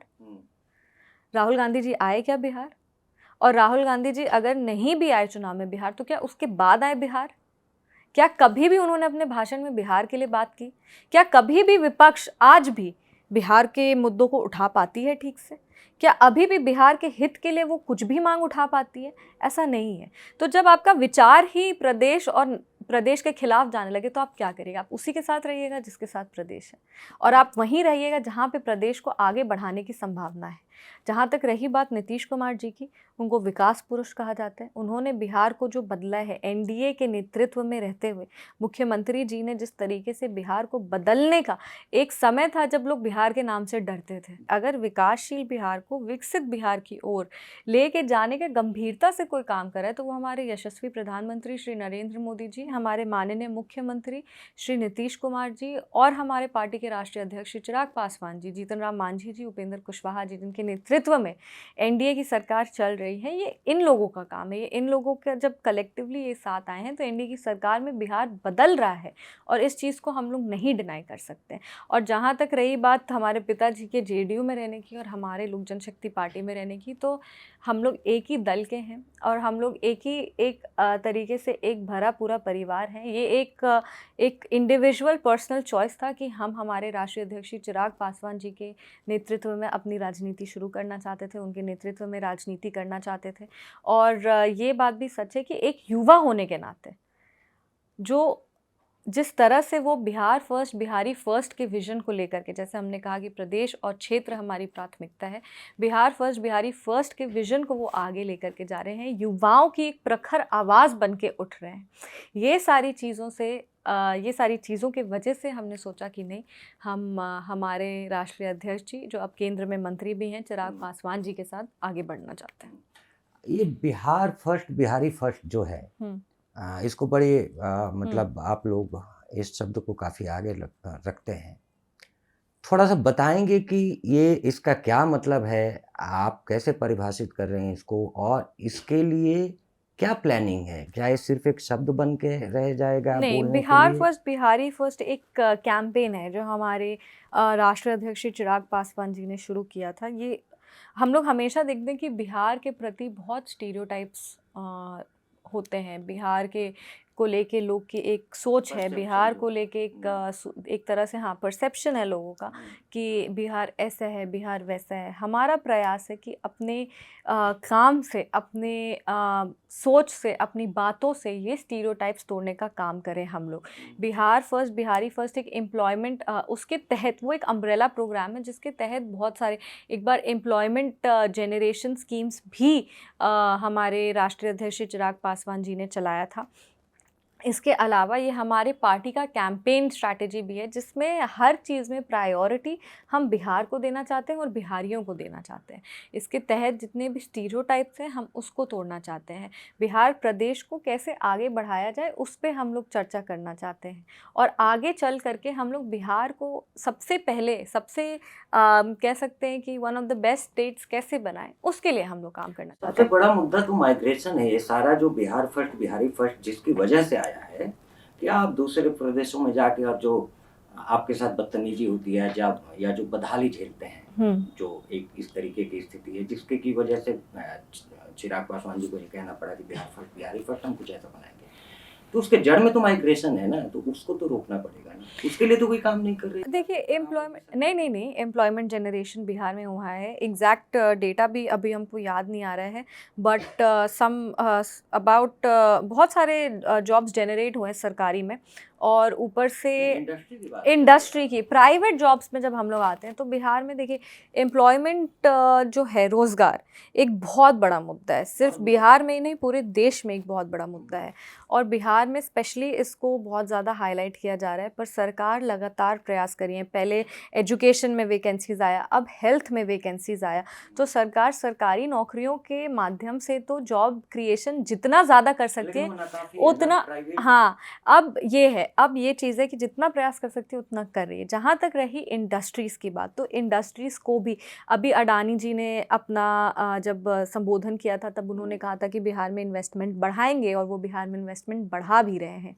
इसके अलावा इन्वेस्टमेंट करने निवेश करने आ रहे हैं। इसके अलावा लगातार अलग अलग कंपनीज़ हैं जो अब आकर के वापस से बिहार में इन्वेस्ट करी है। इन्वेस्टमेंट के तरफ सरकार लगातार उसको लेकर के सोच रही है कि कैसे इन्वेस्टमेंट बढ़ाया जाए। अगर इंडस्ट्रीज़ आती हैं तो प्राइवेट जॉब्स जनरेट होते हैं। बहुत सारी इंडस्ट्रीज़ आई हैं पर अभी भी बहुत सारी इंडस्ट्रीज़ को जो रूल्स एंड रेगुलेशंस हैं उसको लेकर के भी कुछ कुछ इंडस्ट्रीज़ को प्रॉब्लम अगर रही है तो उस पर भी सरकार काम कर रही है। इंडस्ट्रीज़ तो ऐसे नहीं होता ना कि आज बोल दिया और कल लग गया, उसके लिए आपको थोड़ा समय लगता है। लेकिन इसको सरकार पूरी गंभीरता से ले रही है कि कैसे प्राइवेट इन्वेस्टमेंट नहीं बहुत लंबा टाइम हो गया। हाँ नीतीश साहब ने 2010 तक बहुत अच्छा बिजली सड़क का काम किया और उसके बाद उन्होंने कहा था कि अब आगे इंडस्ट्री पे काम करेंगे और वो काम वहीं रुक गया। नहीं इंडस्ट्रीज़ आ रही हैं पर हाँ जिस स्केल पे आनी चाहिए थी, जैसे आप बड़ी बड़ी इंडस्ट्रीज़ का आप जो नाम लेते हैं वो सारी इंडस्ट्रीज़ अभी उस तरह से वहाँ पे एक जैसे सॉफ्टवेयर हब बनाया जा सकता है बिहार को, क्योंकि आपके जितने भी सॉफ्टवेयर इंजीनियर्स हैं जो बैंगलोर जा कर के काम करते हैं, हैदराबाद जा कर के काम करते हैं, मोस्टली वो लोग बिहारी ही होते हैं। तो उसको सॉफ्टवेयर हब की तरह उसको डेवलप किया जा सकता है। यहाँ पे बिग कंपनीज़ का इन्वेस्टमेंट बढ़ाया जा सकता है। पर ये सारे में लैंड बहुत सारी चीज़ें होती है। लैंड एक्विजिशन होता है, देन उसके बाद कितना रेट ऑफ इंटरेस्ट होता है, ये सारी चीज़ें हैं। तो ऐसा नहीं है कि सरकार इसको लेके गंभीर नहीं है। बार बार सरकार प्रयास कर रही है और अपने तरफ से पूरा जैसे इनिशिएट करना होता है किसी चीज़ को वो इनिशिएट करती है। पर हमको लगता है कि बड़ी कंपनीज, छोटे छोटे इंडस्ट्रीज़ तो हैं, माइक्रो स्मॉल एंड मीडियम ये बड़ा एंटरप्राइजेस भी मुद्दा हैं। है और ये बहुत सालों से पेंडिंग है और ये सरकारों ने इसको एक बहुत बोझिल सा काम बना दिया क्योंकि काम हुआ नहीं। अब ये कैसे आगे बढ़ेगा, क्योंकि उसके बगैर बिहार फर्स्ट बिहारी फर्स्ट एक शब्द ही है। या नीतीश कुमार जी कुछ भी विकास की बात करें, हाँ उन्होंने काम किया था, सड़क बिजली का काम किया था। अभी अभी इन्वेस्टमेंट को लेकर के भी सरकार बहुत सीरियस है। आप कोई भी राज्य सरकार की आप हम लोग भी जनप्रतिनिधि होने के नाते लगातार ये सारे बातों को हम लोग उठाते हैं, ये सारी बातों को हम लोग शेयर करते हैं और लगातार इनिशिएट करने का भी प्रयास करते हैं कि कहीं ना कहीं से इन्वेस्टमेंट, प्राइवेट इंडस्ट्रीज़ का आगमन हो बिहार में। पर ये सब टेक्निकल मैटर्स हैं और टेक्निकलिटीज़ में थोड़ा बहुत टाइम तो लगता है। अगर आप छोटे छोटे इंडस्ट्रीज़, अब आप सोचेंगे कि कोका कोला और इस टाइप की कंपनीज बिहार में करें तो वो करेंगी, वो भी करेंगी, पर इसमें थोड़ा समय लगेगा। अभी तक तो ये ऐसा हाल था कि लोग बिहार घूमने नहीं आना चाहते थे। बिहार में एक मुजफ्फरपुर में किसी व्यक्ति ने एक सेमीकंडक्टर रिलेटेड कोई प्लांट बिठाया है और उसके एक ट्वीट पे बावेला हुआ, उसने काफ़ी इन्वेस्ट किया है और कह रहे हैं कि मैं बिहारी हूँ तो मैंने सोचा कि यहाँ से शुरू करूँ, विदेश से पढ़े लिख के आया इसकी पढ़ाई और काम करके, और कह रहे हैं कि फंस गया किसी तरीके का सरकार की तरफ से, कभी मुझे किसी तरीके का ये सबका नहीं, जहाँ तक नहीं, सड़क, बिजली, हम लोग के खुद का कॉन्स्टिट्यूएंसीज़ में जितने भी छोटे छोटे इंडस्ट्रीज़ हैं जिनको इलेक्ट्रिसिटी का अगर प्रॉब्लम रहा है या फिर अगर आपको कोई रिसोर्सेज का, कोई भी सरकार की तरफ से अगर किसी रिसोर्सेज का प्रॉब्लम रहा है तो हम लोग उस बात को उठाए हैं और उसको तुरंत उसका समाधान, हल उसका मिला है। तो ऐसी बात तो नहीं है उनका कोई अगर पर्सनल ग्रीवांस मतलब कुछ उनके फर्म के साथ अगर कुछ हुआ होगा, अगर उनके फैक्ट्री के साथ कोई प्रॉब्लम हुई होगी तो उनको ये बात उठानी चाहिए, क्योंकि सरकार इसको गंभीरता से लेती है। और हम लोग के क्षेत्र में भी जब बातें उठती हैं तो हम लोग हमेशा कॉर्न प्रोडक्शन है या फिर एथेनॉल है, एथेनॉल में सब्सिडी है, एथेनॉल प्लांट्स कितने बिहार में लग गए हैं और एथेनॉल प्लांट्स लग रहे हैं, अभी भी उस पे काम चल ही रहा है। तो सब्सिडीज़ भी हैं बहुत सारे इन्वेस्टमेंट पे, बहुत सारे प्लांट्स पे। तो हमको लगता है कि आने वाले समय में और बेटर, इनफैक्ट 1-2 साल में और बहुत बेटर हो जाएगा। तो समस्तीपुर को लेकर आपने कहा था कि समस्तीपुर कोई जानता नहीं था कि नक्शे पर कहाँ है। नहीं, ये और उसका बहुत एक नहीं, आलोचना आप हुई। कौन सा, कितने मिनट का आप क्लिप देखें, आप नहीं, हमको मैंने बताइए। न्यूज़ में कहीं पढ़ा था कि हाँ, उन्होंने कि समस्तीपुर में ऐसे देखिए ऐसे ऐसे ही हस्तियां। प्रोपेगेंडा हाँ, फैलता है, तो ऐसे ही ये फैलता क्या है। था मामला, जरा एक्चुअली स्पष्ट ये करिए। एक, जैसे हम आपके साथ कॉन्वर्सेशन में हैं तो हमने आपसे इतनी लंबी बात की, लगभग 1 घंटा हम लोग बात किए। अब 1 घंटा हमारा पॉडकास्ट चल रहा था किसी के साथ, हमने उनसे भी 1 घंटे बात की। 1 घंटे में वो कोई प्रश्न हमसे पूछे और वो उत्तर जो था वो 20 मिनट का उत्तर था, लेकिन उस 20 मिनट के उत्तर में से वो 1 मिनट निकाला गया और हमारे कहने का तात्पर्य जो आगे पीछे का था उसको हटा दिया गया और बस वो एक लाइन निकाल दिया गया कि अरे समस्तीपुर मैप पे यहाँ है। नहीं, वो हमारे कहने का जो विपक्ष, वो मतलब क्या, वो मेरे शब्द भी नहीं थे। अगर आप किसी को, आप एक लाइन कहीं से उठा करके उसका मीनिंग बदलने का कोशिश करो, ये वही वाला चीज़ हो गया, प्रोपेगेंडा सेट करने का बात हुआ। पर हम जो लोग ये किए थे उनको हम ये बता देना चाहते हैं कि ये करने से आप हमको नीचा नहीं दिखाए, आप समस्तीपुर के नाम को खराब किए। हमारी पहचान समस्तीपुर से, समस्तीपुर की पहचान हमसे नहीं है। हम जननायक कर्पूरी ठाकुर जी की धरती से आते हैं और हम अपनी तुलना कभी भी उनसे नहीं कर सकते हैं और ना हमारा कोई ऐसा उद्देश्य था। वो तो हम बात कर रहे थे कि आज से हम लोग एक कंपैरिजन कर रहे थे कि पूर्व के सांसदों ने क्या किया, तब हमने ये बात कही कि आज पूर्व के सांसद गायब थे, मिसिंग थे। मेरे कहने का ये मतलब था कि आज हम जाते हैं और हम समस्तीपुर की बातों को रखते हैं, हम समस्तीपुर को बार बार बोलते रहते हैं, प्रखर आवाज़ में बोलते हैं। तो इसका ये मतलब तो नहीं हुआ कि समस्तीपुर की पहचान हमने कराई है। हमने तो, हम खुद ही कहते हैं कि हम समस्तीपुर की, आज तक हमने क्या काम किया, हम समस्तीपुर की बेटी हैं और हम समस्तीपुर की बेटी ही रहेंगे और कोई हमसे ये छीन नहीं सकता। कोई भी प्रोपेगेंडा कितना भी उसको सेट करने का कोशिश करे, आप हमें नहीं बदनाम किए ये करके। आप सोचिए, आप समस्तीपुर को, विपक्ष को तो हम ये कहना चाहते हैं कि आप समस्तीपुर को इतना छोटा बना दिए कि कोई सांसद के बाद से समस्तीपुर की इतिहास को आप इतना, गौरवशाली इतिहास जो है उसको आप इतना सीमित कर दिए। ये तो हम विपक्ष से पूछना चाहते हैं। हमने कब, हम, आपको ये लगता है कि कभी भी कोई भी सांसद अपनी तुलना जननायक कर्पूरी ठाकुर जी से कर सकते हैं? समस्तीपुर की जो धरती और जो गरिमा रही है उसकी तुलना करने वाले हम कौन होते हैं? एक्चुअली जिन लोगों ने आधी बात जानी उन्होंने यही सवाल किया है कि क्या शांभवी जी को नहीं मालूम कि ये किसकी धरती है? वही, और हम तो पहली बार भी, हम अपने हर भाषण को आप उठा करके देखिए, हमने यही कहा कि हम जननायक कर्पूरी ठाकुर जी की धरती से आते हैं। हमने कभी ये नहीं कहा, हम कहते कि समस्तीपुर की, मेरी पहचान समस्तीपुर से, समस्तीपुर की पहचान हमसे नहीं है और ना कभी होगी।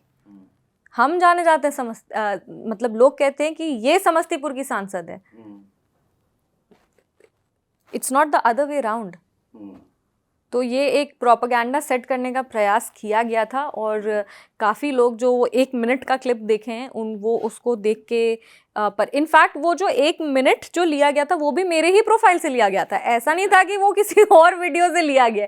वो जो आंसर था पूरा वो मेरे ही प्रोफाइल से पोस्ट किया गया था, पर वो एक रील का क्लिप था जिसमें 5 मिनट 7 मिनट का वो पार्ट आया, उसको आगे पीछे से कट करके उसको ले लिया गया। तो वही जो चलाएं उनको हम कहेंगे कम से कम यूट्यूब पे जाके पूरा वीडियो तो देख लेते भाई। आपने एक किताब भी लिखी है, आप हैं और आपके पिताजी श्री अशोक चौधरी जी, उसमें आपने कहा है कि लालू प्रसाद यादव का उदय एक परिवर्तन का चेहरा था बिहार में। लालू प्रसाद यादव जी की राजनीति को अब आप कहाँ देख रही हैं जो तेजस्वी यादव कर रहे हैं? आरजेडी की जो राजनीति है बिहार की, आपने लालू जी को आरजेडी को परिवर्तन का चेहरा बताया है किताब। देखिए ये चीज़ तो हम लोग लालू प्रसाद जी से नहीं ले सकते कि एक समय पे जो सोशल रेवोल्यूशन बिहार में शुरू हुआ था वो उनके समय में शुरू हुआ था। उन्होंने ये काम किया था कि जो समाज के पिछड़े वर्ग थे उनकी आवाज़ बने थे। जब शुरू में वो आए थे, शुरू के 5 साल उन्होंने काम किया, उन्होंने अपने कार्य को गंभीरता से लिया, पर उसके बाद एक डिक्लाइन हो गया उसमें। अब हम उन पे, वो हमसे बहुत बड़े हैं और हम उन पे कोई टिप्पणी करें ये सही नहीं है, पर ये चीज़ है कि एक समय था जब उन्होंने एक सोशल रेवोल्यूशन ला करके पिछड़े वर्ग की वो आवाज़ बने थे और पिछड़े वर्ग को उनसे बहुत उम्मीद थी।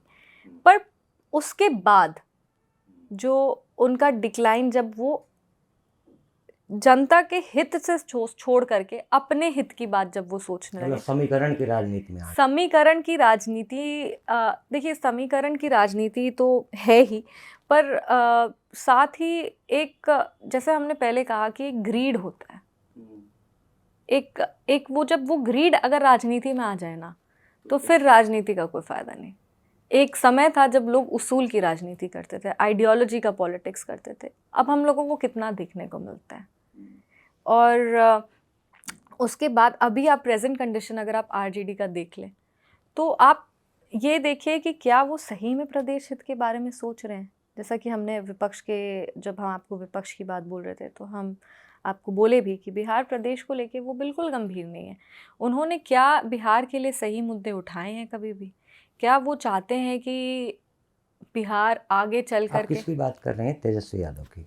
हम किसी पर्टिकुलर इंसान की बात नहीं कर रहे हैं, हम इन जनरल उनका जो अभी एक पाथ उन्होंने लिया है उसकी बात कर रहे हैं। अब एक इंसान पे हम कमेंट नहीं कर रहे हैं, हम विपक्ष की बात करें कि अब उनका पॉलिटिक्स कैसा है, क्या वो सही में बिहार प्रदेश के बारे में सोच रहे हैं, क्या वो सही में सही, वो तो सदन ही में नहीं दिखते हैं। आरजेडी के नेता लोग सदन में दिखते ही नहीं है।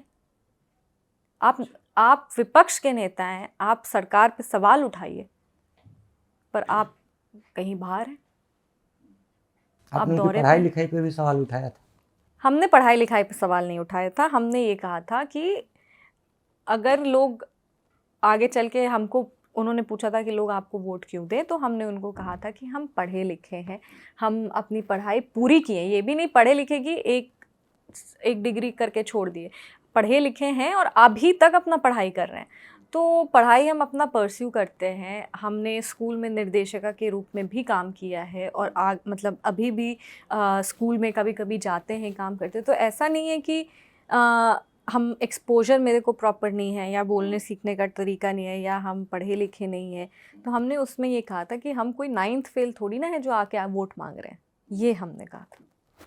अब वो कोइंसिडेंटली लोग उसको रिलेट कर दिए, पर अगर हम 10th फेल बोलते तो शायद लोग को रिलेट नहीं करते, वही वाला बात हो गया। चिराग पासवान जी की राजनीति है जो आपके चीफ हैं, तो उसको आप कैसे देखती हैं? हमारी राजनीति सिंपल है, हम चाहते हैं बिहार आगे बढ़े और एक विकसित बिहार के रूप में बिहार राज्य उभरे। जो प्रदेश के प्रति हमारा प्रेम है वो हमारे कार्य में भी दिखे। और हम देखिए, हर जो भी पार्टी के सदस्य होते हैं, पार्टी के कार्यकर्ता होते हैं, वो हमेशा चाहते हैं कि उनका नेता सबसे बड़ा नेता बने।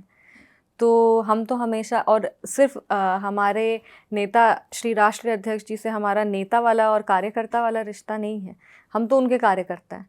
हम तो यही बोलते हैं कि हम श्री चिराग पासवान जी के कार्यकर्ता हैं।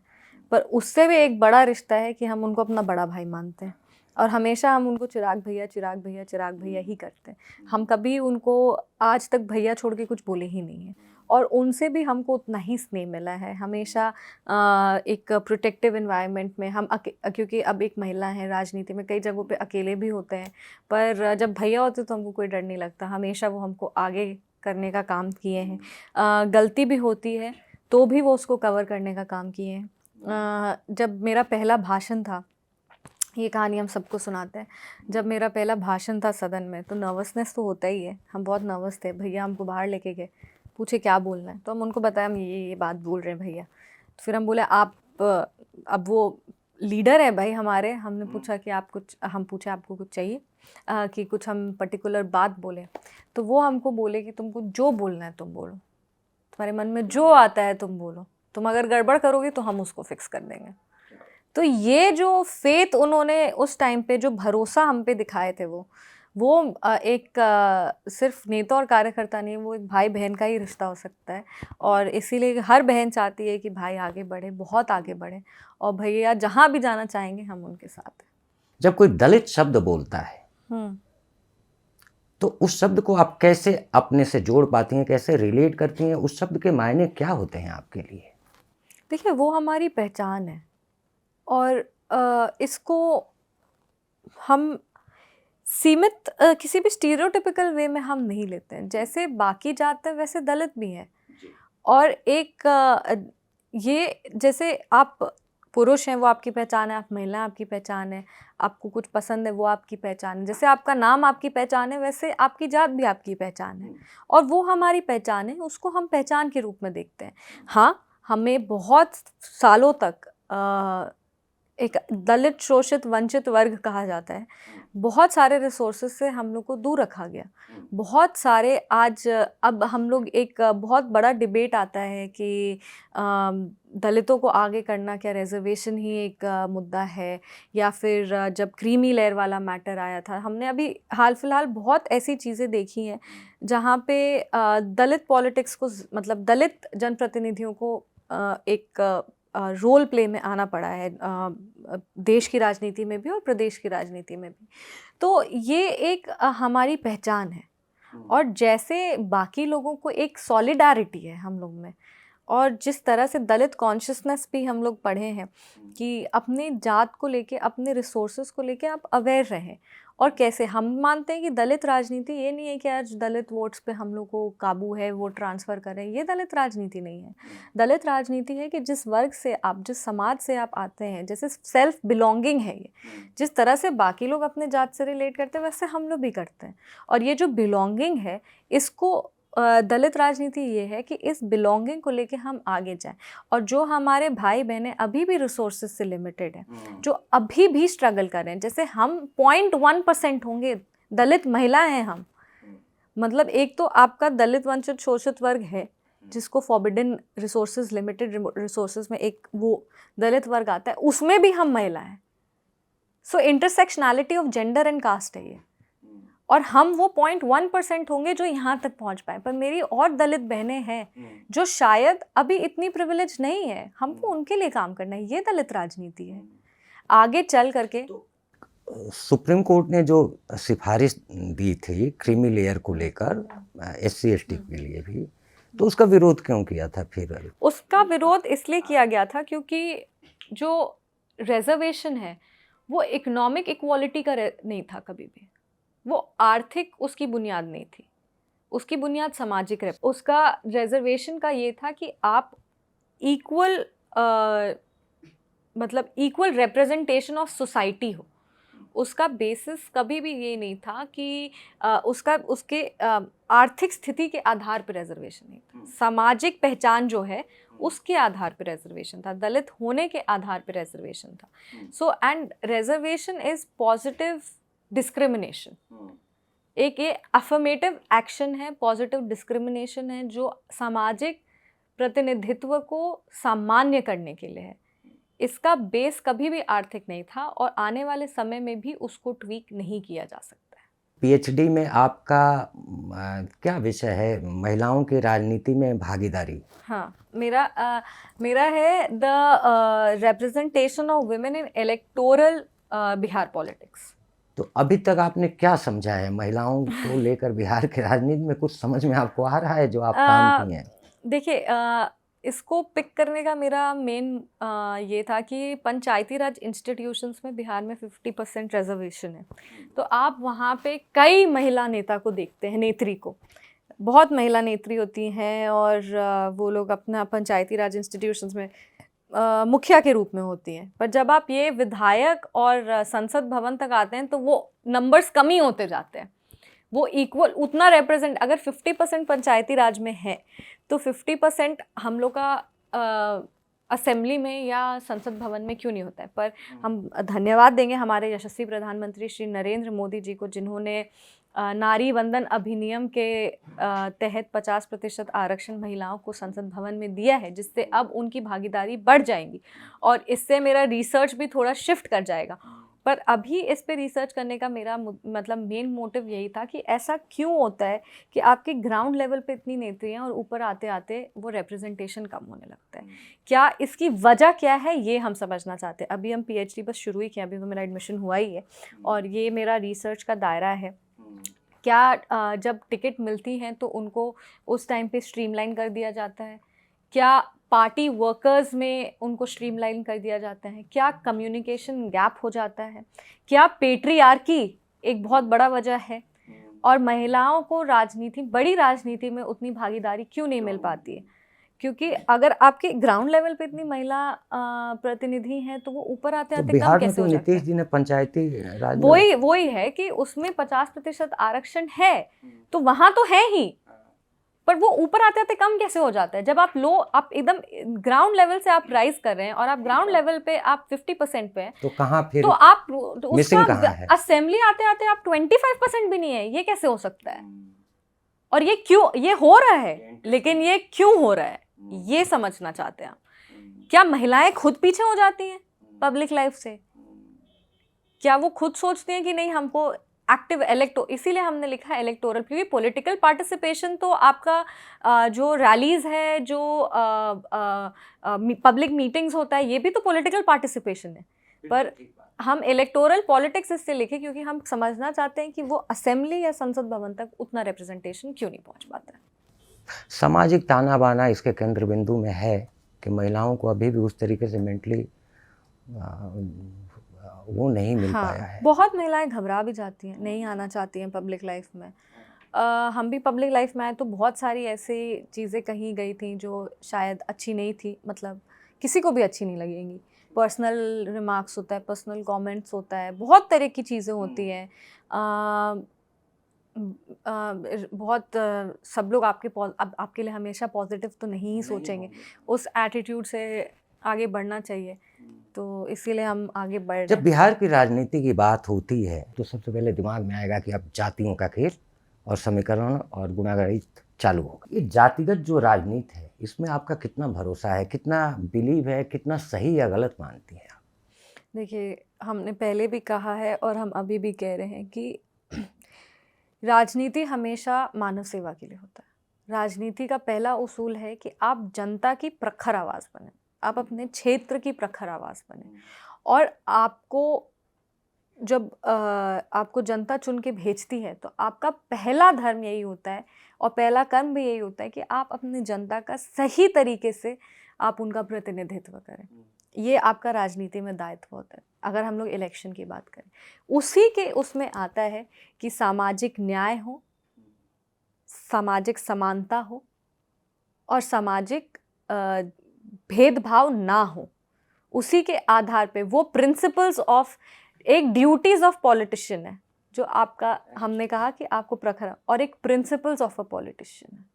और जो प्रिंसिपल्स ऑफ अ पॉलिटिशियन है उसमें मेरा यही है कि जात के या धर्म के या फिर आपके पुरुष या महिला होने के आधार पे कोई भेदभाव नहीं हो, सामाजिक न्याय हो। अगर किसी दलित के साथ भेदभाव हो रहा है तो वो गलत है, उसके लिए आवाज़ उठाना है। अगर किसी दलित को उनकी कह सकते हैं कि अगर उनको सही मायने में उनको वो इज्जत नहीं मिल रही है तो आपको उसके लिए आवाज़ उठाना है। और ये इस तरह की राजनीति करने के लिए हम आए। आपने मानव सेवा की बात की तो उसमें सभी आ जाते हैं, फिर तो मानव सेवा शब्द जहाँ पे देखिए, आ जाता गरीबों की है। सेवा मानव सेवा है, गरीबों की सेवा मानव सेवा है, पर हमने ये भी कहा है कि अगर किसी दलित के साथ अन्याय होगा तो उसके लिए आवाज़ उठाने से हम कभी पीछे नहीं हटेंगे। एक वही हमने कहा ना कि एक ड्यूटीज़ ऑफ पॉलिटिशियन और एक प्रिंसिपल्स ऑफ पॉलिटिशियन।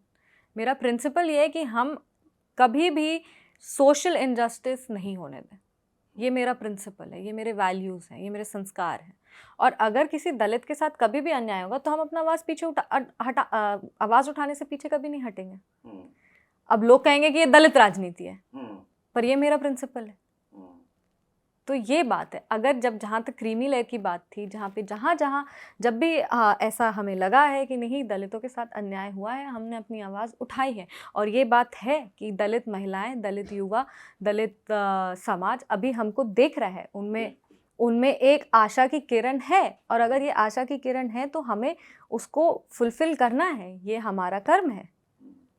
अब देखने वाले इसको दलित राजनीति कहेंगे, अब आप उसका क्या कर सकते हैं? ये तो सोच पे सोच पे डिपेंड करता है। एक सेल्फ ऑफ बिलोंगिंग हमेशा रहता है, पर हम वो भी कह रहे कि नहीं, जो गरीबों की राजनीति, गरीब, करेक्ट, किसी के भावनाओं पे राजनीति कभी नहीं करनी चाहिए।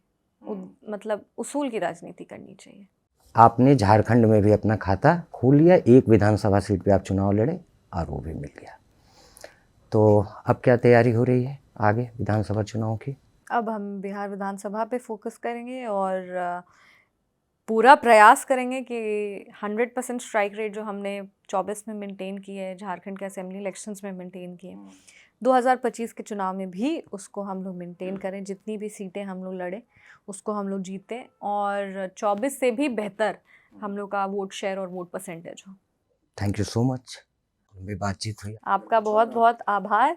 कहना चाहती हैं अगर कोई बात आपके मन में रह गई है जो आप अपने समर्थकों को, अपनी जनता को कहना चाहती हैं, देश के लोगों को, तो आप कहें। नहीं, हम बस उनका प्यार और आशीर्वाद चाहते हैं और आप सब हमारी हिम्मत हैं। आप हैं तो हम हैं। आपके प्यार और आशीर्वाद और आपके प्रार्थनाओं की वजह से आपकी बेटी यहाँ तक पहुँची है और आने वाले समय में हम यही उम्मीद करेंगे कि ये आशीर्वाद और प्यार बना रहे। और हम कह सकते हैं कि कभी भी आपकी बेटी थक सकती है पर आपकी बेटी रुक नहीं सकती है और ना झुक सकती है। इसीलिए आशीर्वाद बना के रखिएगा और हम पूरा प्रयास करेंगे कि आपकी जितनी भी उम्मीदें हैं उस पर खड़ा उतरें। थैंक यू सो मच समय देने के लिए। Thank you.